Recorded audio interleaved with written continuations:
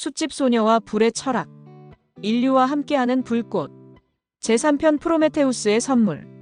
봄비가 부슬부슬 내리는 어느 토요일 오후, 명화는 혼자서 산성시장의 숯가게를 지키고 있었다.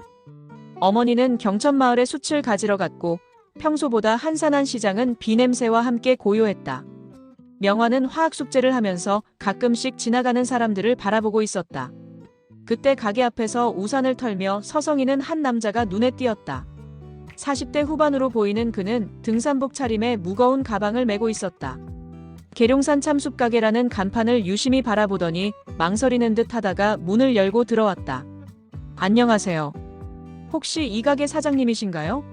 아니요, 저는 딸이에요. 어머니는 잠깐 나가셨는데. 무엇을 찾으세요? 남자는 명화가 고등학생인 것을 알고 살짝 놀란 표정을 지었다. 그런데 이상하게도 가게를 나가려 하지 않고 오히려 더 관심 있는 눈빛으로 주변을 둘러보았다. 저는 서울대학교 인류학과 교수 박현민이라고 합니다. 공산성을 조사하러 왔다가 산성시장에서 점심을 먹고 나오는 길에 이 가게를 발견했어요. 박 교수는 명함을 건네며 계속 말했다. 참 흥미롭네요. 요즘 같은 시대에 젊은 분이 숯가게를 지키고 있다니. 혹시 시간이 있으시면 몇 가지 여쭤봐도 될까요? 제가 연구하는 분야와 관련이 있어서요. 명화는 호기심이 동했다. 서울대학교 인류학 교수라니 지금까지 만나본 적 없는 종류의 사람이었다. 네, 괜찮아요. 어차피 손님도 별로 없고요. 박 교수는 가게 안을 둘러보며 진열된 여러 종류의 숯들을 자세히 관찰했다. 이 숯들이 모두 참나무로 만든 건가요? 네, 대부분 참나무예요. 저희 아버지가 계룡산에서 직접 만드시거든요. 놀랍네요. 인류가 불을 다루기 시작한 것이 약 170만 년 전인데 그때부터 지금까지 숯을 만드는 기본 원리는 거의 변하지 않았어요. 이것이야말로 인류 최고의 발명품 중 하나죠. 명화는 박 교수의 말에 귀가 쫑긋해졌다. 170만 년 전이요? 그렇게 오래됐나요? 그렇습니다. 호모 에렉투스가 불을 통제하기 시작한 시점이죠.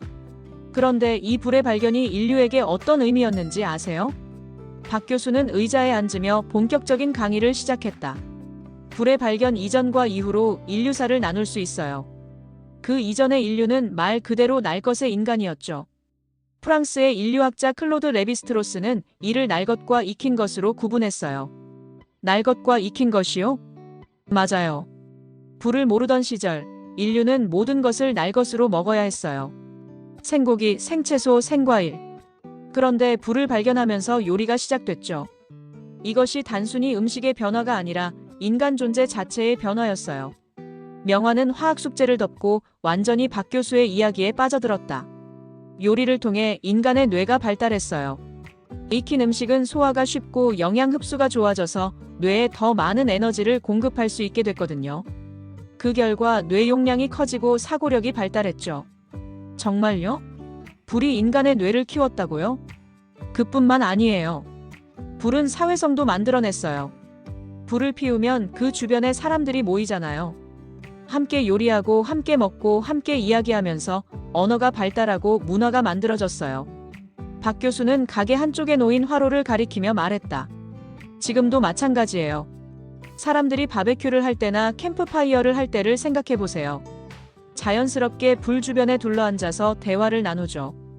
이것이 바로 인류 최초의 사회적 공간이었어요. 명화는 갑자기 연꽃선녀가 했던 말이 떠올랐다. 조왕신이 지켜보고 계신다고 했는데 그것이 바로 불을 중심으로 한 인간.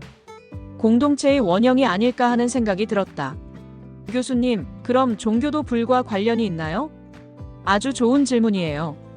불은 인류 최초의 신성한 존재였어요. 그리스 신화의 프로메테우스가 인간에게 불을 가져다준 이야기. 조로아스터교에서 불을 신성시하는 것. 우리나라의 조왕신. 모든 문화권에서 불은 신과 연결되어 있어요. 박 교수는 잠시 멈추더니 명화를 바라보며 말했다. 특히 흥미로운 것은 불이 변화의 상징이라는 점이에요.